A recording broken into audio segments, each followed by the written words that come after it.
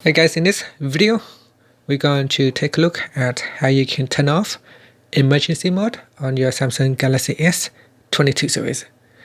With emergency mode, your phone will allow you to conserve battery power while you can quickly access to emergency services such as using the flashlight, raising the alarm bell, quickly make a phone call, share your location quickly, and use the internet to search for information. You can also make emergency call as well.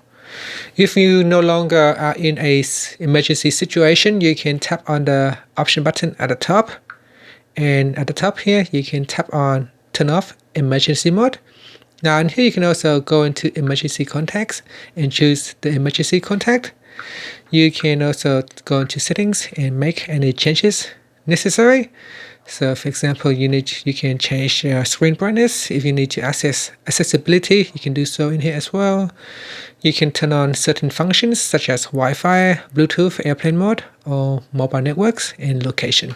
But once you are ready to turn off emergency mode, just tap on turn off emergency mode, and this will allow the phone to switch back to a normal mode. And that's it. Thank you for watching this video. Please subscribe to my channel for more videos.